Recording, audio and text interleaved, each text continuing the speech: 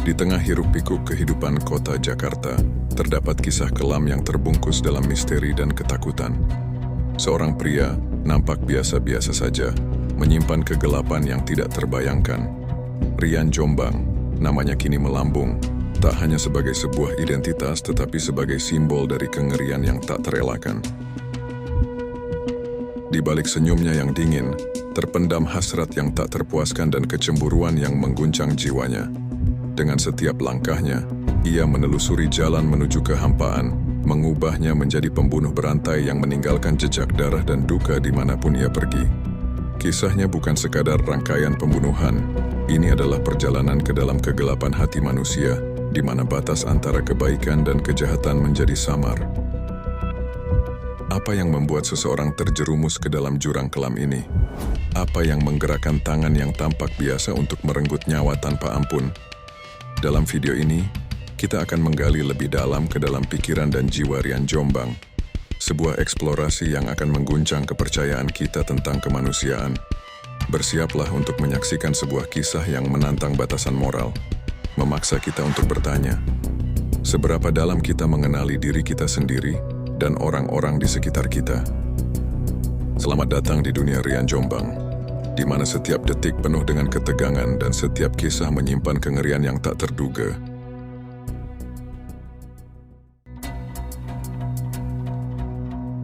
Rian Jombang, atau nama aslinya Ferry Idam Henyansyah, adalah seorang pembunuh berantai dari Indonesia yang melakukan serangkaian pembunuhan antara tahun 2006 hingga 2008. Ia membunuh total 11 orang, yang sebagian besar korbannya ia kubur di pekarangan belakang rumah keluarganya di Jombang. Kasusnya mencuat ketika potongan tubuh salah satu korban ditemukan di dekat kebun binatang Ragunan pada tahun 2008. Rian membunuh korbannya dengan berbagai motif, termasuk dendam pribadi, cemburu, dan alasan ekonomi. Kasus ini menggegerkan Indonesia, terutama karena salah satu korbannya, Heri Santoso, dibunuh dan dimutilasi di apartemen Rian di Depok. Selain itu, Rian sempat menggunakan kartu ATM milik korban untuk berfoya-foya, yang kemudian membantu polisi melacak keberadaannya. Dia divonis hukuman mati pada 2009, tetapi hingga kini Rian sang jagal dari Jombang belum juga dieksekusi. Ferry Idam Henyansyah, yang lebih dikenal sebagai Rian Jombang, lahir pada 1 Februari 1978 di Jombang, Jawa Timur. Masa kecil Rian relatif normal hingga ia mulai menunjukkan perilaku yang berbeda dari anak-anak seusianya. Ketika masih duduk di bangku SMP, Rian lebih tertarik pada kegiatan yang umumnya diasosiasikan dengan perempuan, seperti menari dan berdandan. Di sekolah, ia dikenal lebih sering bergaul dengan teman-teman perempuan dan aktif dalam kegiatan seni. Rian tumbuh dalam keluarga yang cukup religius. Ayahnya bekerja sebagai guru mengaji, sementara ibunya adalah ibu rumah tangga. Namun, meskipun latar belakang keluarganya yang terkesan stabil, Rian mengalami perubahan kepribadian yang cukup signifikan selama masa remajanya. Ketika memasuki SMA, perilaku Rian semakin labil. Ia kerap berpindah-pindah sekolah dan akhirnya hanya bertahan sebentar di setiap institusi yang ia masuki. Pada akhirnya, ia pindah ke Jakarta, di mana ia merasa lebih diterima di kalangan komunitas homoseksual. Di Jakarta, Rian hidup dalam kondisi yang tidak stabil. Ia sering berpindah-pindah tempat tinggal, termasuk di kos dan apartemen mewah.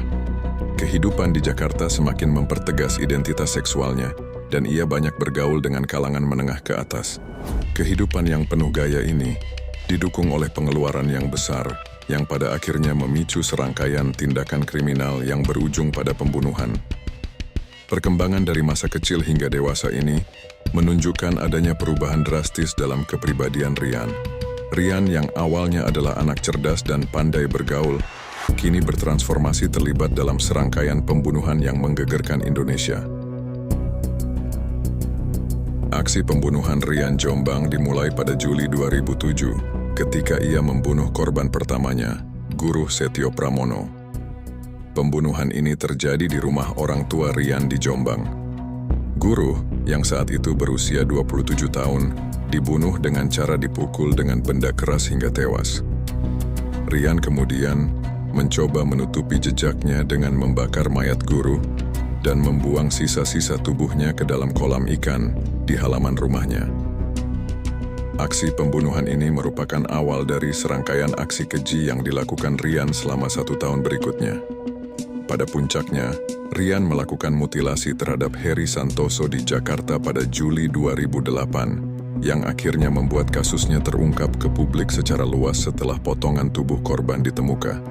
Dari sinilah penyelidikan mulai mendalami kasus Rian, yang kemudian mengakui telah membunuh total 11 orang.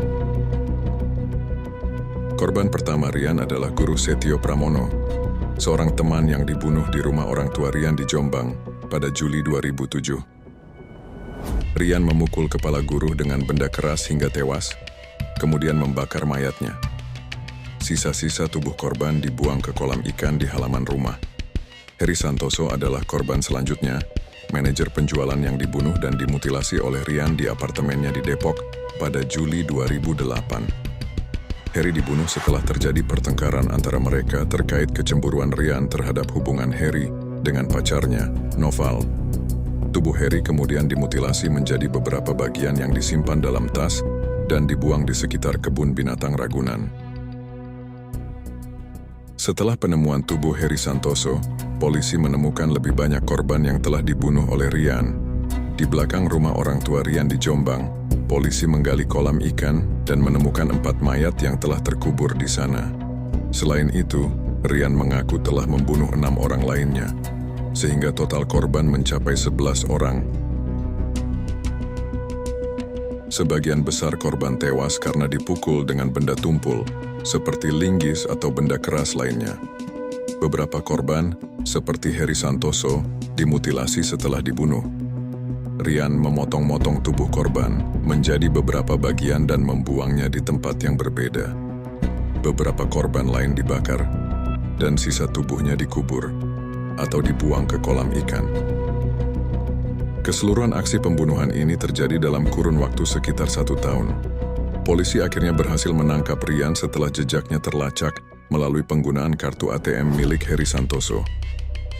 Rian Jombang melakukan aksi pembunuhannya di beberapa lokasi berbeda yang tersebar antara Jombang, Jawa Timur, dan Jakarta, khususnya di area Depok. Yang pertama adalah rumah orang tua Rian. Sebagian besar korban awal Rian dibunuh di rumah orang tuanya yang terletak di Desa Jatiwates, Jombang, Jawa Timur. Di sini, Rian membunuh dan mengubur beberapa korbannya di halaman belakang rumah, termasuk Guru Setio Pramono. Polisi menemukan 4 mayat yang terkubur di kolam ikan di belakang rumah tersebut.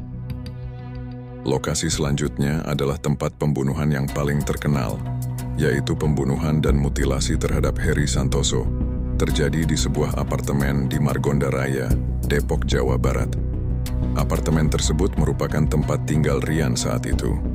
Setelah membunuh Heri, Rian memutilasi tubuh korban dan membuang potongan tubuhnya di beberapa lokasi di sekitar kebun binatang Ragunan, Jakarta.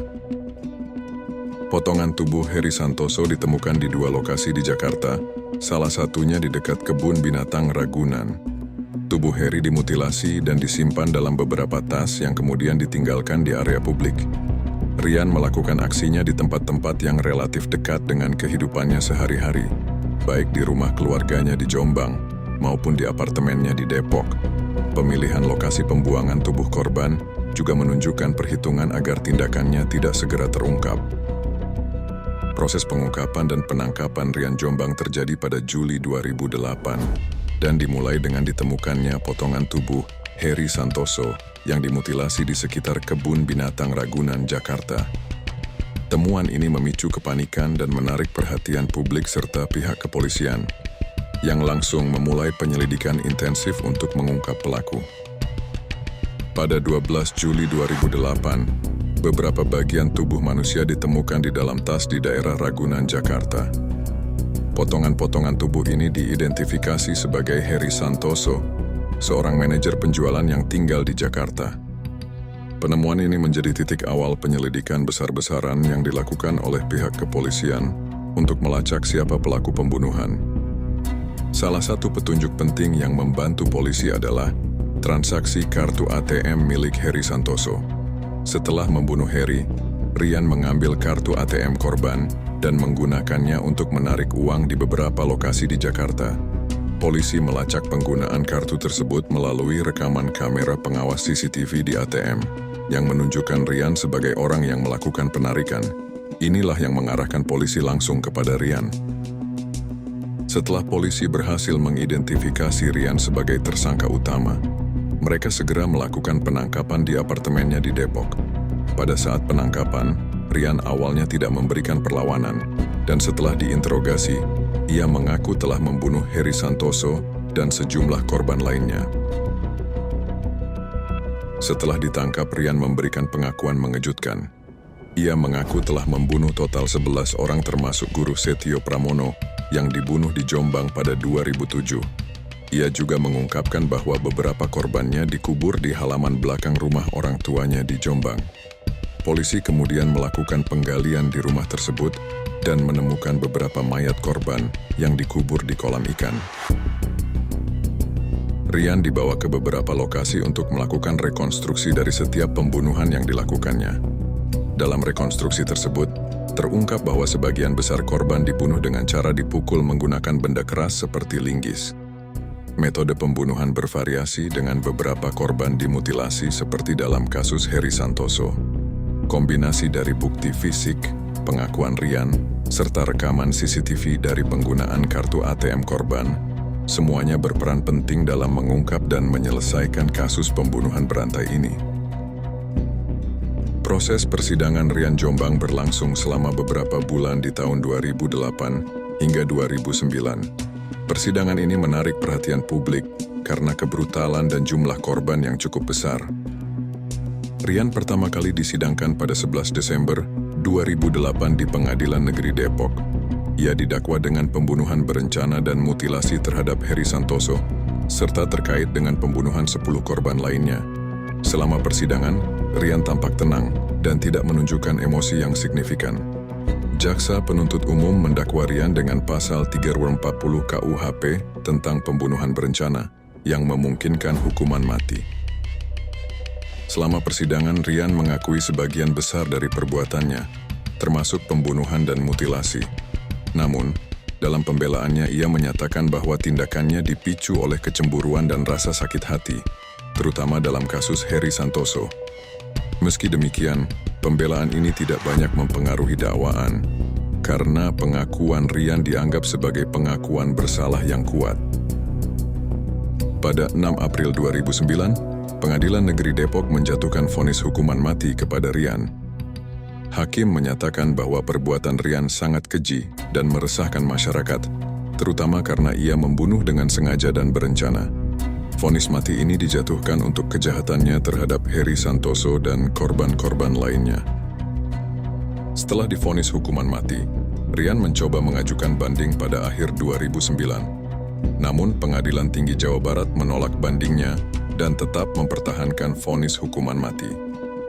Pada Juli 2010, Rian mengajukan kasasi ke Mahkamah Agung, tetapi permohonan kasasinya juga ditolak. Dengan demikian, vonis hukuman mati Rian tetap berlaku.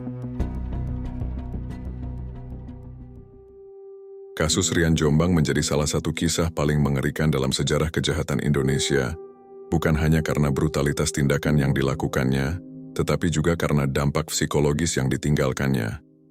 Di balik setiap pembunuhan, terdapat kisah tragis tentang hidup yang hancur, keluarga yang kehilangan, dan masyarakat yang dihantui oleh ketakutan.